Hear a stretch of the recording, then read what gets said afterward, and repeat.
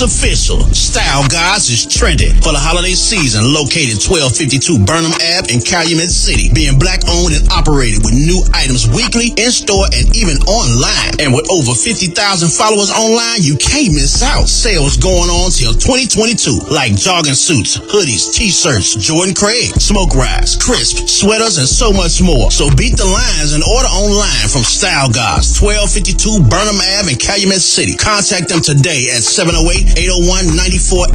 Again, 708-801-9481. Or check them out from Tuesday to Saturday from noon to 7 p.m. or Sundays from noon to 5 p.m. Style Guys, 1252 Burnham Ave in Calumet City. Life, fashion, style. Follow some of the newest styles by Style Guys in Calumet City. Lock in The Style Guys on IG or look them up, thestyleguys.com. Gone wild! No escaping this. No escaping this. No escaping this. No escaping this. No escaping this. No escaping this. No one's ready to deal with us. No escaping this. No escaping this. No escape. No one's ready to deal with us. No escaping this. No escaping this. No escape. No one's ready to deal with us. No escaping this. No escaping this. No escape. No one's ready to deal with us. You are listening to the End of the Bench podcast on Built for This Network, hosted by my man HRap.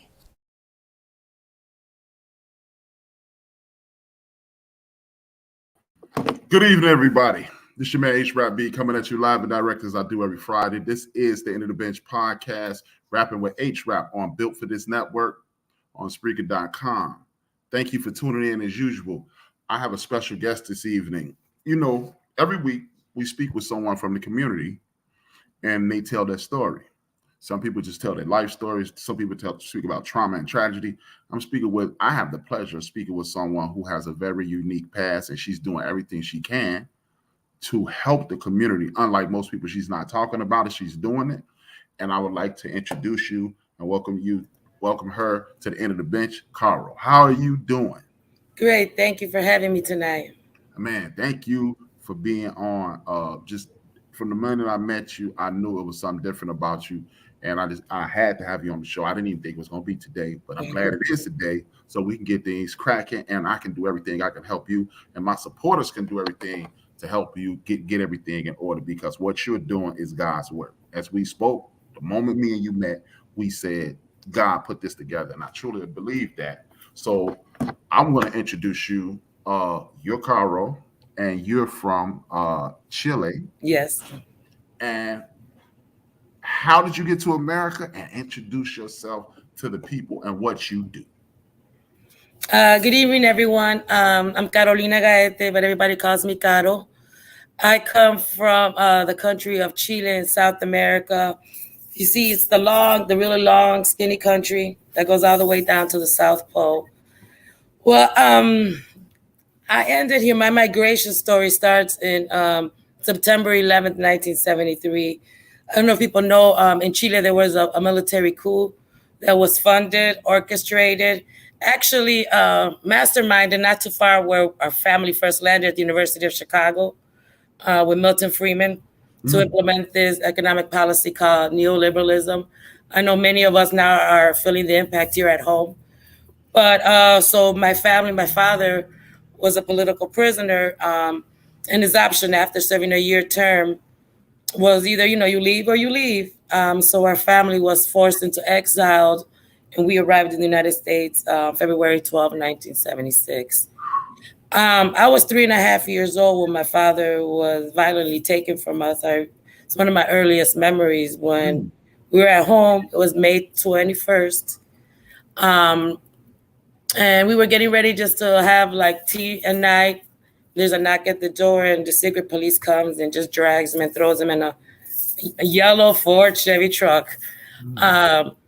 So from that point on, at 3.5 years old, my life dramatically changed. My outlook in the world and how I understood how I understood pain and how I understood being violently displaced. Right, I think that had been a foundation for my work because I work with displaced people. I work with people that constantly feel this pain, and pain doesn't have boundaries. And I think having this pain early on of leaving my homeland, leaving everything I knew, right, because of my father's political ideology for a better, more egalitarian world, his biggest crime, right, was to make sure that everybody had. And the U.S. interest in Chile at the time, you know, Chile is a country that's very rich in natural resources, much like many of our countries, right? Latin America and Africa. The reasons there's so much political turmoil is because our countries are rich in natural resources, and greedy hands want to make sure that they benefit. So what the president at the time had to do was nationalize copper, and the U.S. had big interest in copper. So once a government nationalizes a natural resource, these all greedy hands can no longer benefit.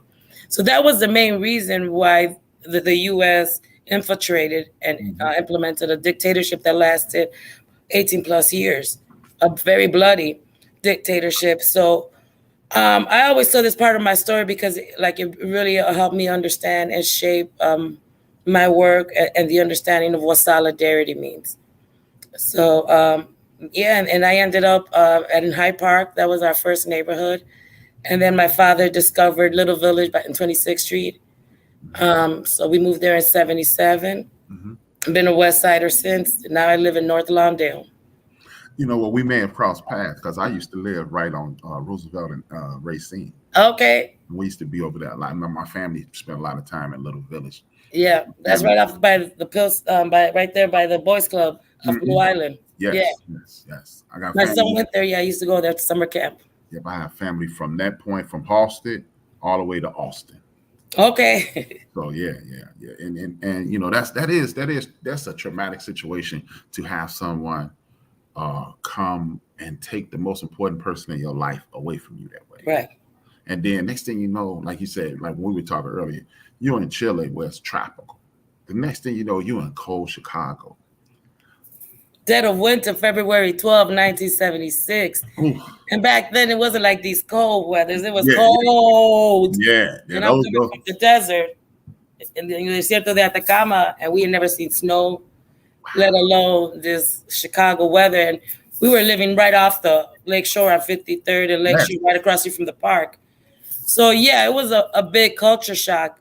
But, you know, and my mom was somebody that always tried to see the good in every bad situation. So for her, it was that exiled really planted a seed of like having more of a global understanding and not just be so, you know, centered just on what was happening in Chile and just not be so very, you know, looking at the world from in here, but just kind of understanding that we're part of a global community. Yeah, well, I got this from this woman, Karen Hunter. I call us the global majority.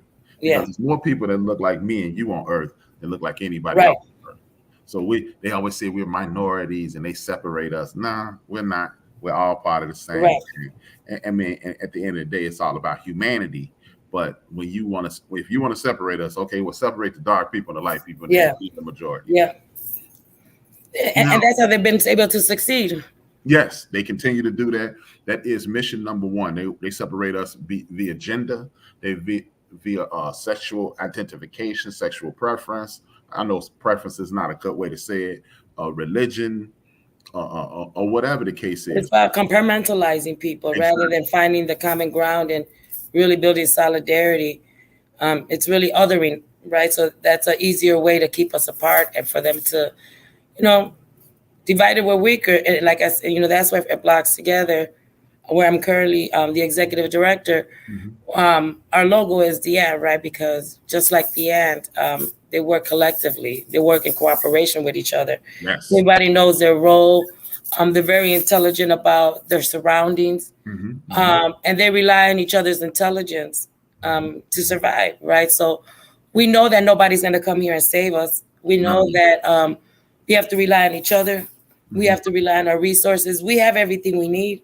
Yes. You know, we are the ones, like they said, we are the ones we've been waiting for. So, you know, they always say, we need this, we need this. You know, we do need a lot of stuff, but we can't wait for it to come. We got to get it. And it's up to us to do the work. And you're the dictionary definition of what I said on my show. I didn't do my show this Tuesday. I was in a car wreck and I was in the hospital. Sorry to hear that. Thank you. But I said this last week. We always looking for leaders, you know. Everybody looks for these civil rights leaders, and they're gonna lead us out. But leaders do the work, and you are the dictionary definition of that. You're doing the work. You are leading the people. Just in the brief interaction that we had, you gave me about 3 hours of information in about 10 minutes, and that's why I was like, hold, don't tell me anymore. I kind of startled you, but I was like, no, save it for the show, and I really appreciate that because, you know, it's like anything else. Let's just say we're building this house of success, and you have bricks, and I have a brick. Yeah. This guy has a brick, and the people who are in the chat room, they have bricks. And if we all bring our bricks together, people like you will be the mortar. You're gonna keep us together. Everybody got a brick, and everybody got a brick. That means nothing. But once people like you come through and lay down the mortar and make sure the bricks stay together, and that's what really attracted me to you. You were telling me about how when they took your dad away, it forced you to. Your mother said, "Hey, this is bigger than just us. It's a we thing." What made you take on that? I think, you know, as I was growing up in Little Village, I was encountered with a reality of the undocumented immigrant, right? Which was very, very similar to mine, being exiled. I couldn't go back to Chile, so I couldn't go if my grandmother died and I never saw her again, right? So the last time I saw her, I was 4. So I remember there was neighbors downstairs where I lived, and there was this anxiety because their son was sick and he couldn't get back to Mexico but he had to stay here to be able to send money. I didn't understand so much. I was young, but I didn't understand so much the political context, but I understood the pain of not being able to go to someone because of political reasons. As I got older, I understood that the Mexican migration was based really on economic exile. Because, what was going on in their country was forcing them people to leave.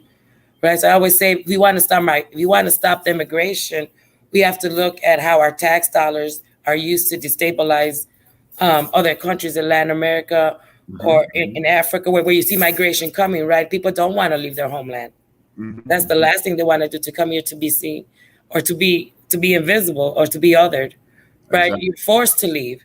So that understanding, and then also like my best friend, you know, they're Puerto Rican, understanding also what it means to be to be a colonized, to be a colony, right? What does that do to you to be at home, but it's not your home? Everybody's telling you how you should live, move, think, talk, right? So as I was growing up, I began to understand other people's pain, right? And one of the root causes of it was this empire, right? Was what was coming out of this country? What was their foreign policies? As much as they tell us go back home, they're disrupting home, right? And pushing the migration back here. And as I got older, you know, I connected with the Black community and understood then also that there's also very similarities, especially in Chicago. There's a story of migration, the way, you know, the migration, especially from the South. Yes. Here in the West Side, the survival stories I hear, I'm like, y'all survived the same way we did. Right. So there is a story of migration, and there is a story of starting, especially in the city. And it's by design, right? That you see these very much, it's so segregated, these viaducts, you don't know this, okay, the Black neighborhood, the Latino neighborhood is coming. And to me, that's been by design. We're so close to each other, but yet so apart. Exactly. Right. And and I don't even like to use the word Latino. I say we are people of indigenous and African descent because I don't like to acknowledge our colonizers and our rapists, right? Because Spanish is not even my language. Spanish is the language that was imposed on my people. So when I look at this, I said these are people that we have been working together. Look at our pyramids, look at our history, right? Exactly. Collaboration way before Christopher Columbus or these white people try to come and dictate who the hell we were, right? And to erase our history. And that's part of, for me, that was my biggest understanding. I think the seed of understanding the struggles of the diaspora, right? Because we're nomadic. And we're always, so it's around where do we create our tribes? And everywhere we go, right? And that has been at the center of our work. Everywhere we go, we're going to find our tribe. And it's how do we connect it, right? So it's no different here at Blocks Together. It's like, this is still in the West Humboldt Park communities, really West Garfield. As the gentrifying, they changed the names of the communities. But this is still much a very community that's still very networked. There's still a lot of history. It's almost like I call it, this is the frontier, like in California. It's like we're the vanguard. Yes. We gotta hold it, we gotta hold this up because there's still a lot of history, a lot of pride, a lot of love in this part of the neighborhood. And you see it, right? The community always comes together when there's a crisis. Yeah. We do everything we can to combat the settler, what I call the settler colonized criminal enterprise called the United States of America. And as long as what I believe is we must stop attempting to fit into colonization and do exactly what you're saying, identify exactly who we are. And once we do that, we realize that the only difference is just like Chicago. The only difference in the people on the east side of Sacramento and the west side of Sacramento is you are bilingual and I only speak English. That's the only difference. Your schools are underfunded. The police are beating on you. You don't have the opportunity to be employed because people look at you and listen to you and you're unemployable. So once we identify that, we are unstoppable. What was your first position, in this? What was your first step towards working? Communities? I grew up in the church, and also I had a very kind of crazy upbringing. And I think part of it is what's really helped me with my outlook. I grew up on 26th Street, so there was the street tribes that also helped inform my outlook. The church, I grew up in the church. It was also this very much with theology of liberation basis, like this responsibility as a Christian, right? To challenge those man laws that are not God laws, man laws, guys. So it was taught to challenge and fight back against oppression, right? So for me, that was much rooted in the church. And then I also grew up with a very much leftist, atheist, revolutionary, but also very much rooted in love, right? Like that our work was rooted in love for the other, and in uplifting our brothers and sisters. Exactly. And in all those spaces, right, that was the common thread. It was the love and the pride for our people, for our culture, for who we were. And to this day, that's my North Star in the work I do. Okay. It's one of my, it's like, is this work coming out of love, or is hate leading my work? Right. So that's kind of how I gauge if we're working to build, and what is motivating me is love and uplifting, then we proceed. But I ain't gonna lie, there's some days when there's rage and you just wanna hurt somebody or tear shit up, because you see the impact in our community. You see the pain, you see the intentional, systematic systems they put in place to criminalize our families. Exactly. How they stop us and they want us in these situations. And then, we have all these pimps that are pimping poverty, talking about this is what we're doing for you. And there's millions of dollars, and the people that are directly impacted never see it. So that's why, part of talking a little bit about Blocks Together work we do here is really around rooted to make sure that people are given the tools and the resources. I'm here in solidarity with this community. I'm not here to tell people what they need to do. I'm of service, right? So This is a space, Blocks Together is a space when there's an issue or challenge in the community, they come in here and we begin to really unpack it and begin to look at the root causes of why this is happening. So people come up with more of a political consciousness and contextualizing our poverty, that our poverty is intentional, that the drug use in our community is intentional, that they're trying to kill us, right? And so the way we combat that is really coming back to self and understanding our power. We don't do external power analysis. Like that. The alderman doesn't dictate, the governor doesn't dictate. We have to understand the power we hold that has been taken from us. Right. So that's what the main thing we do here is we say we provide the necessary tools to those that are directly impacted for them to lead the campaigns, for them to lead the work. Right. One of the things that I'm really excited about, and I know you talked to Tony's and to come, but this is an example of how our programming is set, right? We had started a legal clinic because of the youth that because of the gang database. I don't know if you've heard about the issue of the gang database. Very familiar. My son, about 6-7 years ago, was accused of shooting somebody and was facing some time in jail, felony assault with a deadly weapon or whatever the hell it was. But we went through this whole ordeal to get him out. And then, all the charges were dropped because we moved heaven and earth. And I was like, you already took my dad. You're not taking my son. Hell no. Exactly. Right. So the community, the tribe activated and we got our baby back. And then we started seeing that a lot of our babies were being taken. Right. So part of it was that there was this thing called the gang database. What I FOIA'd my son's record because I thought it was really odd that after they had an eyewitness ID him, and that's how he was charged, and his bond that was almost $1 million, they just dropped the charges. I was like, there's something fishy about this shit, and it don't make sense. So when I FOIA'd the records, I found out that they had him in this gang database as a 2-6. See, I grew up with Lankins.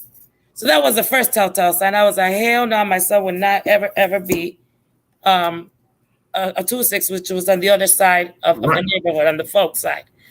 So, but what did happen, my son did attend the Little Village High School.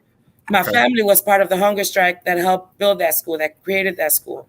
So I forced my son basically to go to that school. I said, your grandfather, your aunts, and myself did a 19-day hunger strike to get the school built. You're going to that school. Worst decision in my life because he was late to school one day, and instead of getting a detention, he received a contact card. That contact card identified him as a 2-6 because that was the surrounding gang. 3 years later, then now he's being charged with aggravated assault with a deadly weapon. So that work started coming out. And also another one of our students that was attending NOR was charged with attempted murder. We started seeing this. So then we started doing FOIAs to see how many of our children were on this gang database because you have never had to even been arrested. Right. You have had contact with the police and you're put on this gang database. So we realized there was a bigger problem than we thought. So then, that's how the youth really came and established the Torrance Shorter Legal Clinic here at Blocks Together. Hold on, let me just make sure I'm getting this right. So if I'm understanding this correctly, anytime somebody's truant or anytime somebody has any contact with the police, what the Chicago Police Department is doing is creating a predisposed suspect list. So any crime that takes place, they pretty much going through the Rolodex and picking somebody. And it's changed a little bit because in the last 5 years, we've been part of a citywide campaign, and also our youth group helped sponsor a bill that Senator Patricia Watkins introduced in Springfield to do like an inventory of the gang database.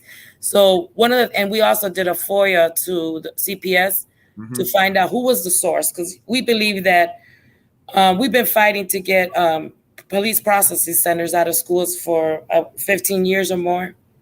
Because if you see where the police processing centers are, they're in neighborhood, at Farragut, at Orr, at Marshall, at the schools, at Phillips, at the schools in the hood, right? So now an incident. When I went to Westerhouse, it was one in there. Right. So, the west side, south side, that's where you see them, right? So now there's an incident where now it's a detention or a disciplinary action. Now it becomes a criminal act. Right. So now if you're lazy, like my son who overslept and was late to school, they created a contact card. Mm. So this was happening a lot. There's been a lot of pushback and a lot of work. BP 100 and a lot of other groups in Chicago have been doing that, because also what it was doing also impacting the undocumented community. If you were put on the gang database, it was like straight shot for deportation. I was just about to say that. So there's been a lot of work and some gains made in that organizing. And so they changed the name, but there's still a lot more work to do, because they're still utilizing it, and they're still utilizing different surveillance tactics, right? So our community is super surveillanced. Exactly. The schools, everything, we're surveillance because we're criminalized, and they're making a lot of money out of our incarceration. $40,000 a year per man. Yeah. So that's what we try to disrupt at every level.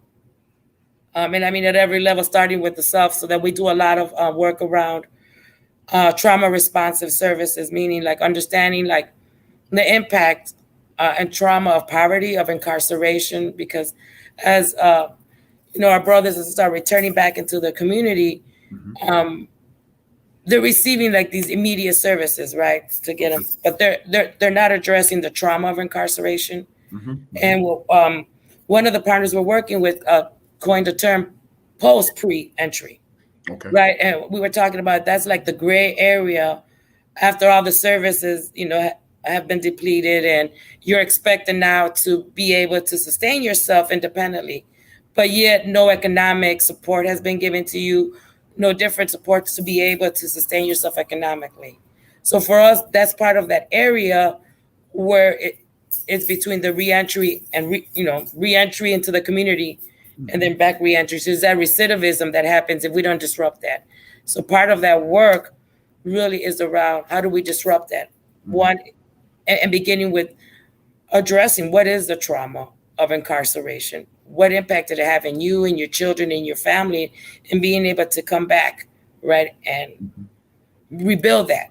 Because Exactly. I understand that, because what my father's incarceration impacted the whole family. Exactly. Right. So there's this trauma because the person is no longer the same. You were missing. So now all this impact in the neighborhood. So that's why the hub is really to focus on, making sure our people are getting clemencies. Because, a lot of the crimes that we were seeing in the clinic were not eligible for expungements or sealings. Right. So, and if this area of the West Side is being rapidly gentrified, people are being rapidly displaced. Yes. So we are, and the story that politicians tell us all the time, oh, this development is going to bring jobs, or this development is going to make it better. And we know at the end of the day, we're we're just window shopping, right? Just like with the legalization of marijuana, we're window shopping and we don't get to benefit. Please speak on it. And see, that's one of the things I consistently speak about on my show is our civic duties. Yeah. The biggest thing we can do to fight this is, as you spoke about earlier, you have people coming to your organizations that are running for office. And what we have to do, I think one of the biggest problems in our community is we wait until August to start registering the people to vote. We need to start talking about voting tonight. And then in 2 years, when the president, like I told my audience, over the next 2 years, everybody in the Senate in the United States of America has to be reelected. Everybody in the House of Representatives over the next 2 years, 22 and 24, will be up for election. So now what we need to start doing is making demands, just like you, standing behind the entire community needs to get behind you, and then you lead the way, and then we just like they did in January 6th, but it's not going to be a violent situation. We need to stand behind you and say, what do we need to do? With that being said, what do we need to do? And I think as a collective, right, we need to know that we have the answers, that we all play different roles, right?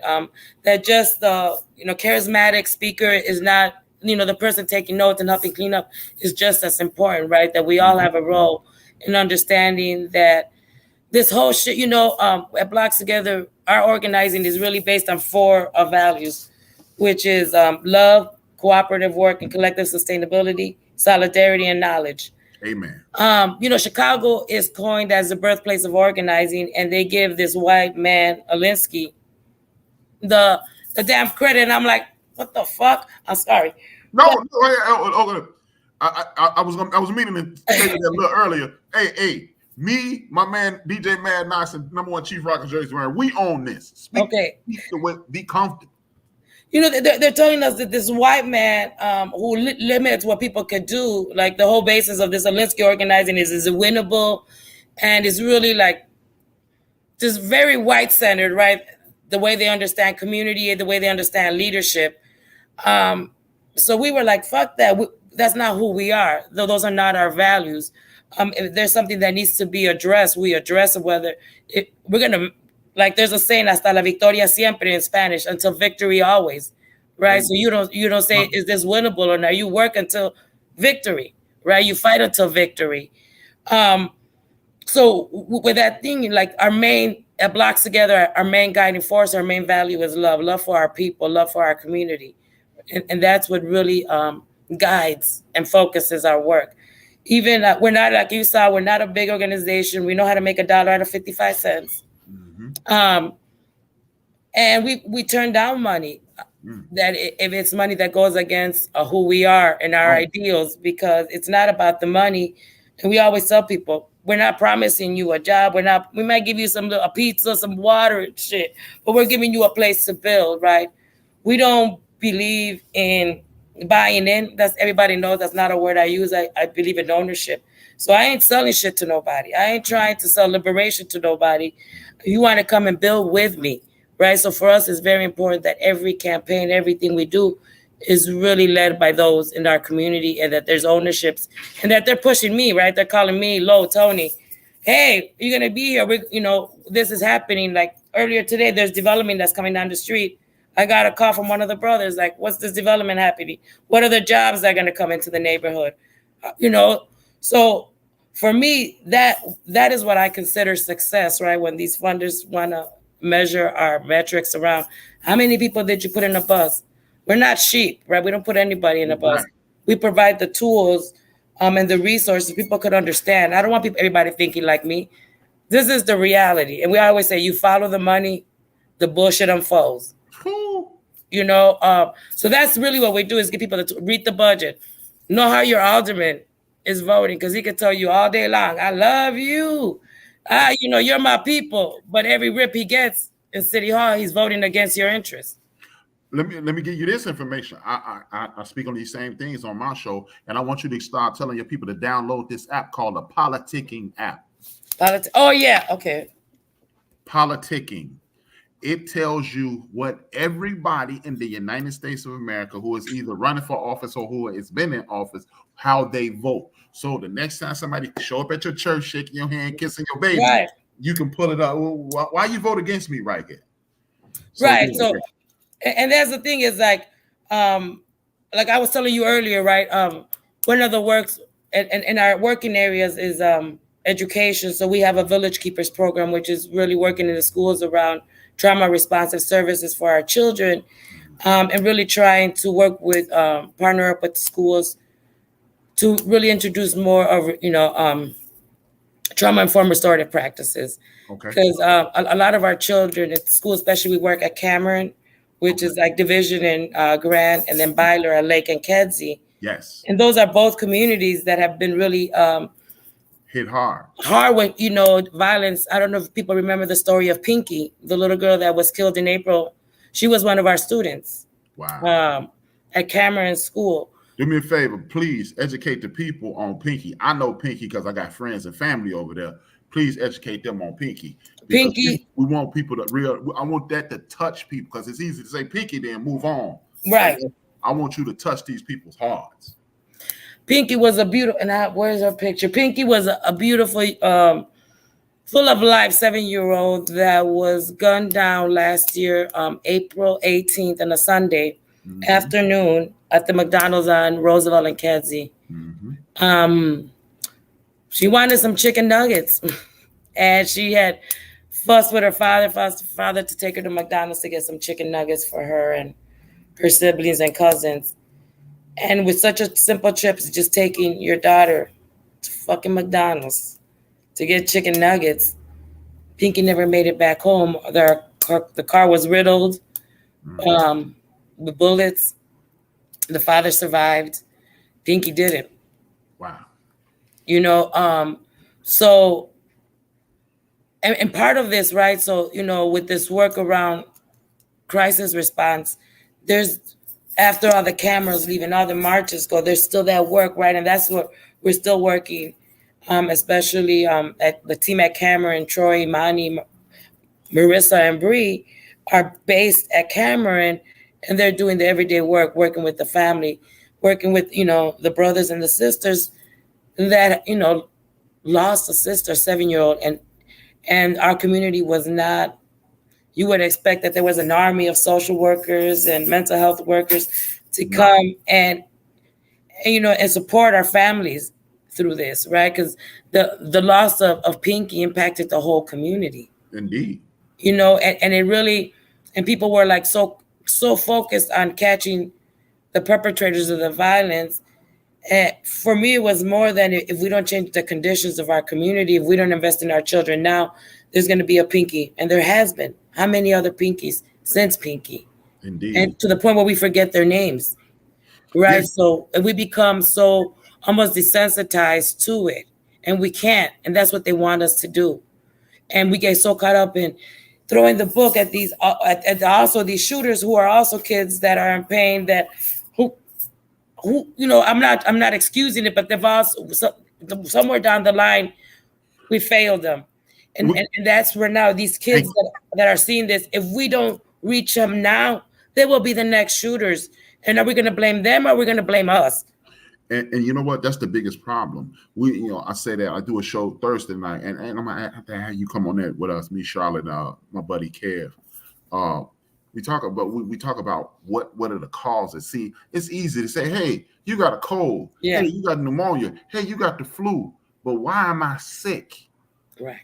It's why am I sick? If you shoot my brother, I am hurt. I know a person who works with special needs children, and the kid that gives her the most problem is this young man who watched his brother get gunned down not too far from here on Avenue O on the southeast side of Chicago. He has nothing. He is the most disruptive child in her class. And I do believe it's primarily because nobody has set this dude down and said, hey, man, how can I help you? Acknowledge his pain or see him. Yes. Right, because they expect them to go right back, right? As if like something dramatic didn't happen to them. And that's part of the dehumanization of our community and really not acknowledging our pain. They're used to it, right? So this is this thing that our pain is not real to them, right? That the killing of children in our community impacts us all. Mm-hmm. And there's this collective trauma that is happening in our community, and people are walking around scared.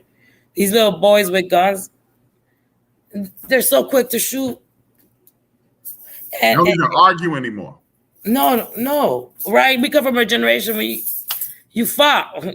You fought, but honestly, so I see them, and when I would bring them in, and those are our babies, and our babies.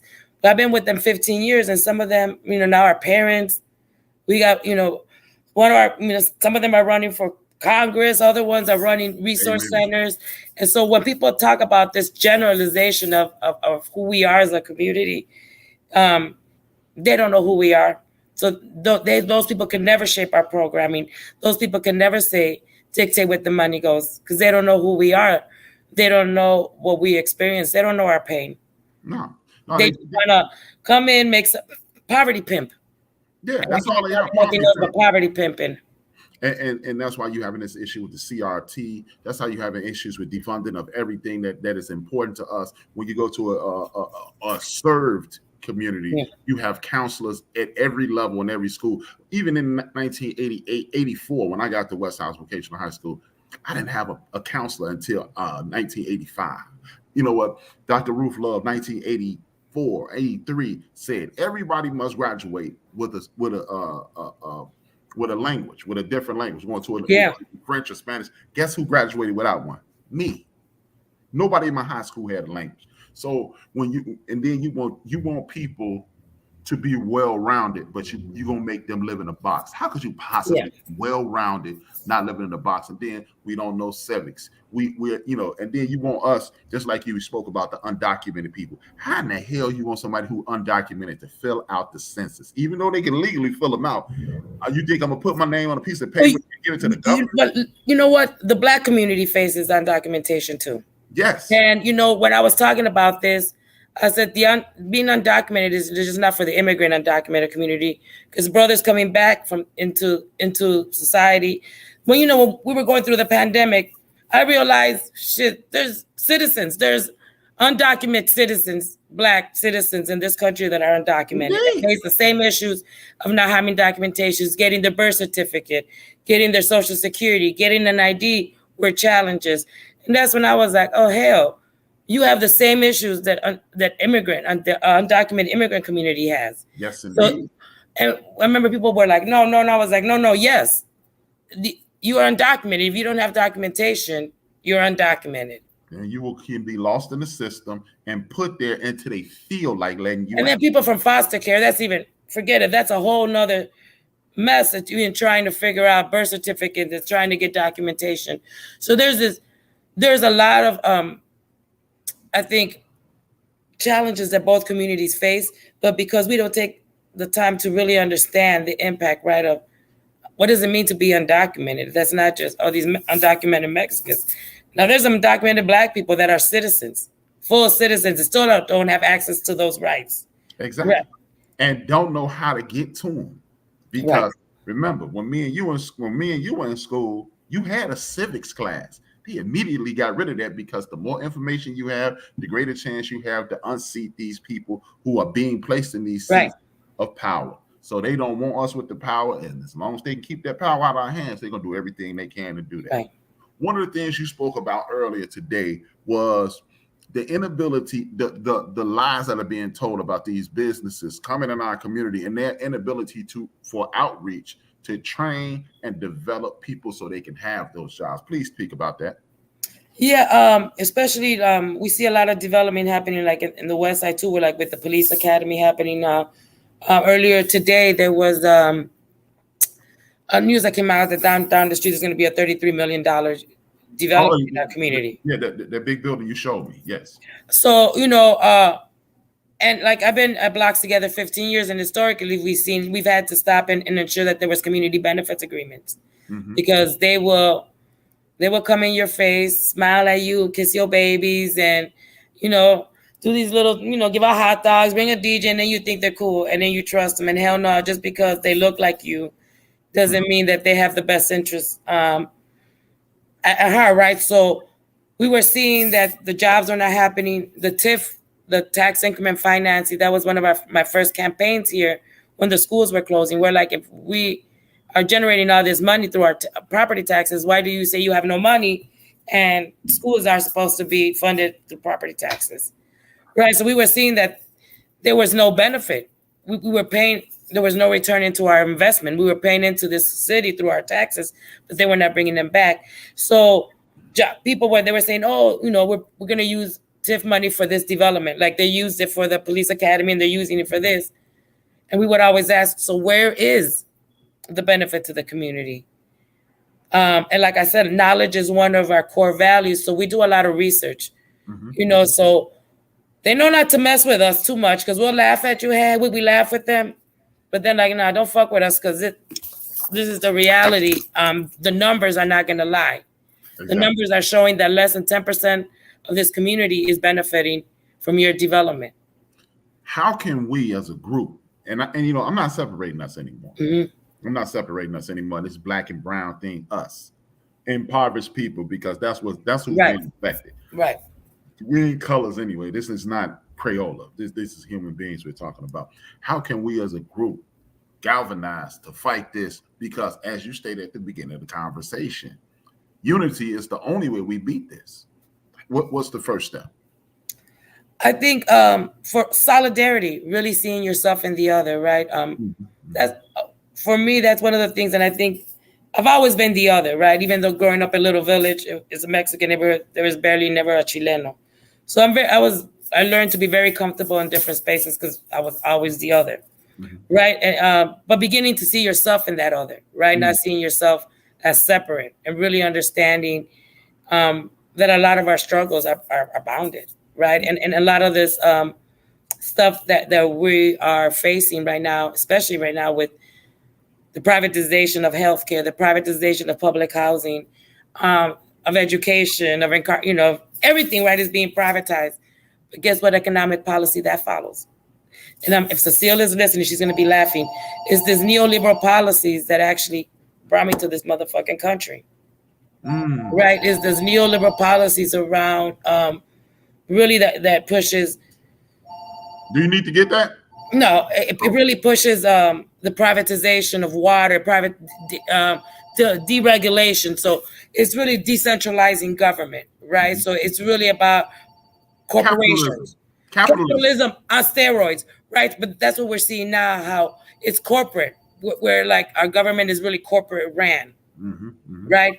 That's why Chile in 73 was a testing ground, right? And then when it comes with Reagan, with the trickle down to Reaganomics, really is birthplace in this neoliberal Milton Friedman economic policies that they use Chile to test, right? So now when we talk, Flint happened because of deregulation, because of the privatization of water, right? You saw when the meters got privatized, it no longer was ran by the people or the government.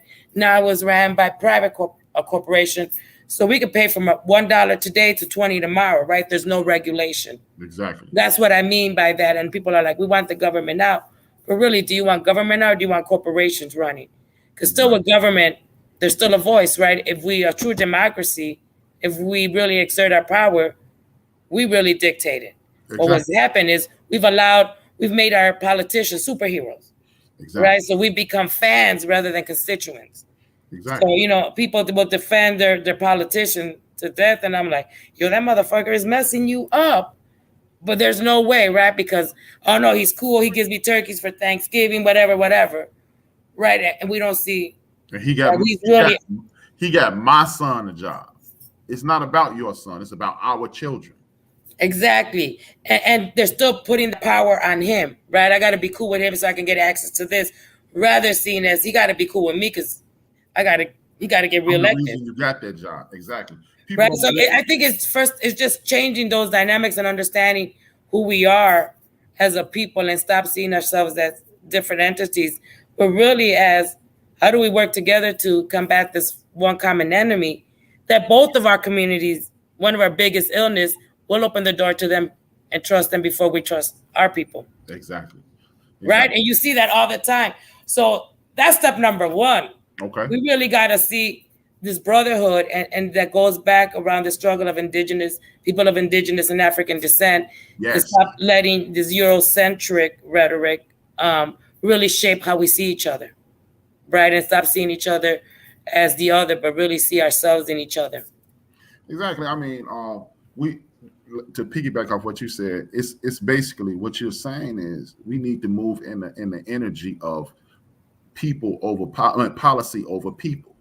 I don't care who's in the office. Yeah. Are you doing what we need you to do? And instead of sitting around complaining, like I speak about this a lot as well, what we do is complain laterally. I'll complain to you, and you'll complain to your friend Patricia, and it just continue to be in a circular motion instead of complaining vertically. Right. And once we learn how to complain vertically, then we're unstoppable, because then we're holding those people who are sitting in those offices downtown because we gave them the job. The job is civil servant. It is civil servant. Servants do what the people say, or the people replace you. And we need something else. I'm sick of people adhering to is these D's and R's, because I noticed the higher you get, the D's and R's become one letter. F. King. And that's why I said it don't matter who the hell is in office. Exactly. To me, Trump, and people would be like, "You're crazy." I said, "It doesn't matter to me, because it matters." It really doesn't matter. They're the same coin, two different sides of the same coin. One fucks us with a smile, and one tells us "fuck you" in our face. But at the end of the day, we're getting fucked by both. Exactly. So, what to me sometimes is more dangerous is when the Democratic comes in power. Like you've seen this complacency. when Trump was in office, people were out in the street. Mm-hmm. And now a lot of atrocities are happening and people are quiet. And I'm like, whoa. You What don't stop. happened? What happened? No. So now all this explanation. And so, and that's why I see that giveaway. We have to forgive. We have to accommodate, because it's better that they're in office than they're in office. We have access. You can hold them accountable. And that's, at the end of the day, we have to show that we are the power. They need to shape when we come, not the other way around. And they have us believing, and this is the damn Kool-Aid that we've been drinking, that they're the power, that we got to kiss the pinky ring, to get a job, to get a scholarship. And it's changing that dynamic. Exactly. Right, We got the rings on, and we don't even realize it. We kissing their hands, and they're chasing us. Like our alderman, Walter Burnett, for us to have been the only tax increment finance that utilized participatory budgeting. People don't know what PB is, where the community decides how the money is allocated.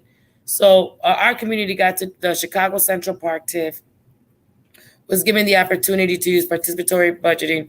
Oh no, we pushed to use participatory budgeting to allocate $2 million of our TIF dollars. Okay. Right. People know, Burnett is not part of the Progressive Caucus. He was very much, aligned with Daley before and Rahm, but that's the one alderman that utilize participatory budgeting for a TIF.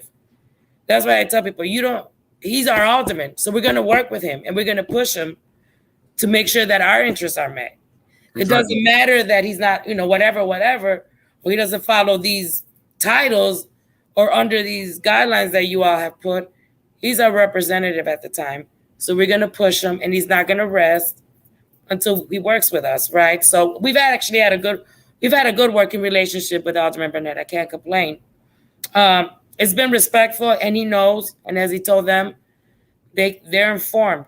We don't have a lot of money, but our biggest tool has been information and knowledge when we go negotiate. Like, don't bullshit us. Because the main thing is we understand the law, we understand your practice, and we understand how you violate the law with your practices. So don't come at us, because we prepare for battle, but we don't have money. But I'm telling you, when you know how they operate, they don't bullshit you anymore. Yeah. And people don't realize something simple as 50 phone calls from people saying, "Hi, my name is Brian Williams. I'm a registered voter. I live on Central Park in Chicago Avenue. I need this done. Why isn't this done? Change this everything." Or following your alderman at church and send out the church ladies. Why aren't you calling those back? That's in effect until he says, "Stop sending me the church ladies." I'm like, do what you got to do, and we'll stop sending the church ladies. Yeah. I have a friend. I won't say his name. He's in politics. He literally told me this. He said, "Black people put me in office, but every time I turned around, it was a group of white women at wherever I was at, and they were handing me something. So I was forced to do their bidding because they kept showing up." And I tell my audience that all the time. We must galvanize. We must start calling. We must start calling Congress in D.C. I actually hand out the number in Congress in D.C. This is my complaint. What are you going to do about it? Something as simple as 50 phone calls changes it all. Oh, definitely. Or when you're inviting them, like we wanted the governors, the candidates to come into our neighborhood because they never come into the West Side, and they talk about us all the time. So we sent them an invitation with 500 signatures. Mm-hmm. So it wasn't just coming from blocks together. We had everybody in the neighborhood saying, "Yeah, we want you to come into our neighborhood and talk to us." Right. So I think there's different techniques, and you don't always have to bow your head down and take their money, or I think there's this thing that our community has, a shame that the white folks don't, because they have this entitlement that this is their shit, right? And I think we need a little bit of that entitlement. This is our stuff. This is our money that sustains the city, right? And we're not seeing those dollars being put back into our community. What's going on? We need to push, right? That's what we started saying. We're not seeing a return in our investment. And that's how we talked to the alderman. That's how we talked to the Department of Planning. And then we started saying, according to the law, according to your practice. It would drive them crazy. But don't tell us we can't do this shit, because according to the law, we could. According to your practices, we can't. Right? So the more you know, the more you could push. How does how I'm sure you're activating people right now. How does the person who was deactivated, who's activated by this conversation, what's the first step you think they can take to get to where that is? How do they get that information? Well, we have our tip. If you want to get our website is btchicago.org, where we have the information around the gang database. We have the information around our restorative justice work, school-based work. We're building up our participatory defense hub now to put more information around there so people understand more about their rights and their eligibility to be able to apply for either expungement, sealing, or clemency. So if you go on our website, BT, like B as in boy, T as in tall, chicago.org. I got it on the screen right now. Oh, you go. Okay. And because I think we need this information is valuable. It's worth my weight in gold. I'm a big dude. So it's just most people don't have this information. A lot of people are getting tired. You can see it throughout the country that people are tired of waiting. And I'm glad to see people waking up.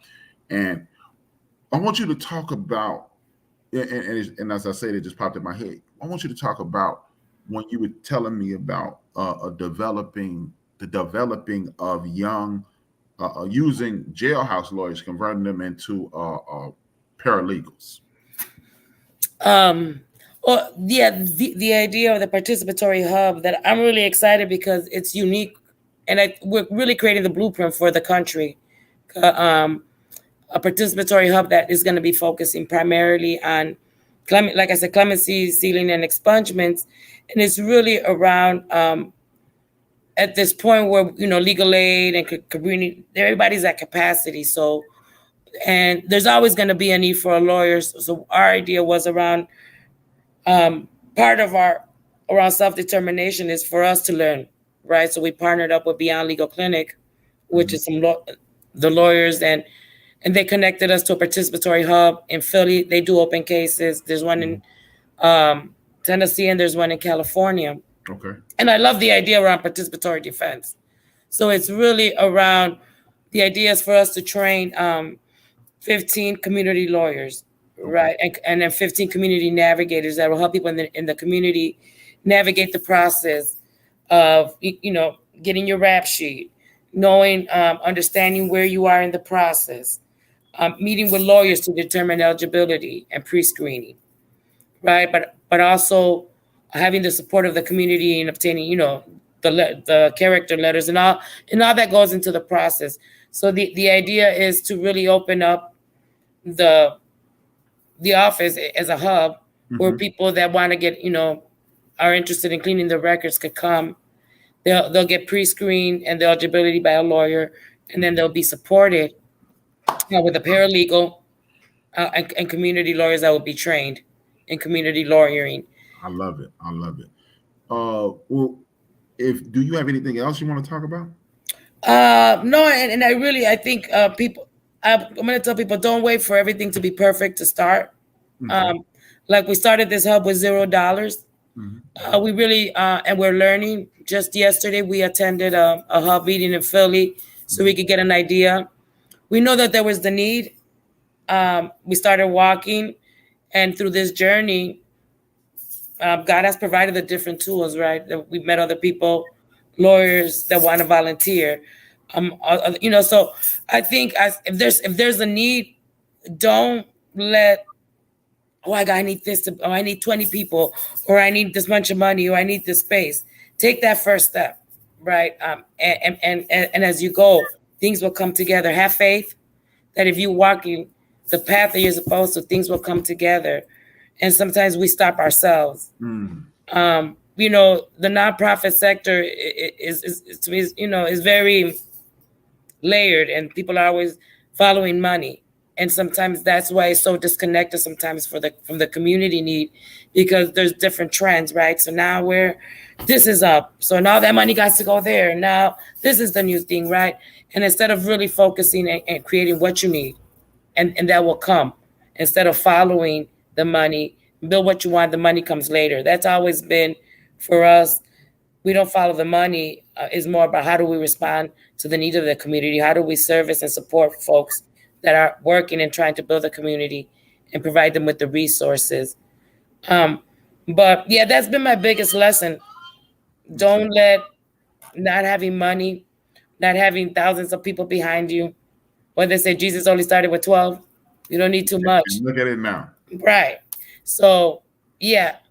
And fear is a motherfucker because fear paralyzes us. Sometimes we just gotta go and know that when it needs to be done, it needs to be done. And have faith and trust in your tribe that they will come when they're called. You know what? I want to thank you. You are quite the inspiration because I'm telling you, you are a magnetic personality. And I want you. I'm telling you, see, it's been a long week dealing with all kinds of stuff this week. I'm ready to knock out. I want you to understand. You have my number. I have your number. Anytime. If you bump into somebody who said, "I got something to say," and then you just tell them, "I'm gonna call Brian," and they can say it. Well, we said, earlier today, our youth want to develop a podcast, kind of like the News Off the Ave, and that's why when you came in, I'm like, we were just talking about that, and you said, "Oh yeah, that was God sent." Yes, I just filled my wallet up with my business cards. I ran out. Today was the only day in probably about 8 months I didn't have a pocket full of business cards. But I promise you, I don't care who it is, from the biggest to the tallest, whatever it is, call me. Thank you so much. Call me. This has been, I've had family members on. I've had people who were important, celebrities, athletes. I've had a myriad of people on, and this is by far my favorite episode of thank my you. program. Thank you so much. You actually, believe it or not, you gave me hope tonight. Oh, wow. Thank you. Because, like I said, Tuesday, I do a show talking about exactly what you were talking about. And sometimes I do get frustrated because like I told you, I used to do a sports show, and I think I was pretty good at it. But my parents, my ancestors, both of my parents have transitioned, and it was just something. My mother told me to do this. I told her, just a brief synopsis of who I am. My mom was diagnosed with a terminal illness. I left corporate America and took care of my mother. 2 months before my mother died, she said, "Hey, you remember what you told me you were going to be when you were 10? And I was like, football player? She was like, yeah, it was bigger than that. I said, "Oh, yeah, I remember." She said, "No, you don't." I said, "Yeah, I remember." I told my mother when I was 10, I said, "Hey, I'm changing my number from 44 Reggie Jackson to 32. She's like, 32, OJ Simpson? I was like, "No, that's the age I'm going to retire. And when I leave the NFL, I'm going to go on TV because OJ will be too old for that job. They're going to give it to me." And she was like, I laughed in your face. I said, "That was a good idea." I said, "Mom, that was a good plan for 10. She goes, "I wasn't laughing at you because she said it was a great plan, but I wasn't laughing at you because that." She said, "Me and OJ the same age. You're going to call me old." So we laughed. And she said, "Why didn't you ever pursue that?" I was like, "I don't know." I said, "I'm thinking about doing a sports show." And I told her, she said, "You should do it." So I did the sports show, and I was compelled every week. People would chime in, and they started talking about how people are getting held back. And I just last January, I got tired of it. I was like, enough of this. And I did it, and I set it up, and I've been doing it. And I do sometimes I go, damn, it ain't enough people. But you're right, because on Twitter, I'm active on Twitter. And on Twitter, I get compliments every week. "Hey man, that was great. That was great. Keep it up. Keep it up." And when I met you today, get that, we met today, I was drawn to you immediately, and I knew you were exactly what I needed to hear. You were saying, you literally touched on every point that I made on the show that I had last week. And I was like, that's why, remember, we wasn't talking a minute before I said, "Hey, you want to be on?" Yeah. Because in a minute, you touched everything, and you inspired me. Tuesday gonna be a hell of a show, and and I promised myself, people like my shows now. And I said, I've been saying all week, God has been walking with me all week. He has been walking with me all week, and I promised myself I was gonna make my shows better. And I had a guest tonight, but they only confirmed an hour before we were going on. And I said, "Hey, we're going to come on next week." But I said, when I got out of my car going to the barbershop today, I was talking to God. I said, "God, I'm getting frustrated, man. Mm-hmm. I need you to push somebody in my direction." So I go sit in the barbershop. Get this, my barber isn't there. I know the guys, and we laughing and joking. And I said, hey, man, do you know those people next door? And Dwayne was like, hey, man, go talk to them. You need to be over there. I said, yeah, I'm going over there because I usually show up on Saturday about 6 and we get, Yeah. we get to sipping and joking. But today I walked in there and the gate was kind of closed. I was like, damn, they closed. Then I went and sat down. I was like, but the gate was open. And I came back, knocked on the gate, and the rest is history. Thank you. Thank you for coming in. Man, thank you for welcoming me in. Thank you for being a part of the end of the bench. You are welcome. And I guarantee you, you're locked in my phone. People who are not locked in my phone cannot call me. They go straight to voicemail. You locked in now. I don't care if it's the smallest thing. Brian, can you help me? I can't pick up the box. I was in the car accident Monday. My back jacked up. But whatever I can do, I promise you, I'm not gonna BS you. Like we say on the West Side, this is in me, not on me. Right.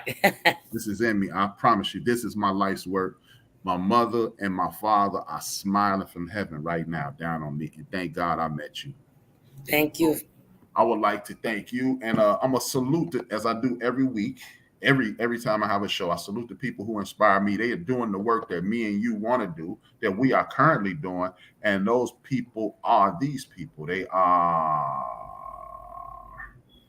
the Ghetto Boys, Tariq Nasheed, Nori, Talib Kweli, Ray Grady, Zoe Williams, Corey Holcomb, Craig Smith, Al Sharpton, Heather B, Clay Kane. Clay Kane is doing God's work. Clay Kane is getting wrongfully incarcerated people out of penitentiary. And as I tell this every week, I tell this story every week. I got Clay Kane got a brother who was locked up in 1976. He got him out of the penitentiary last November. And he was everything in the case said that brother should have been home. He should have been home in 76. Wow. He got him out of jail. Larry Daniel Favors, she has a show on Sirius Satellite Radio. She does this thing called Flower to the People. We talk about the legalization of marijuana. She says the incarceration for marijuana is a civil rights violation.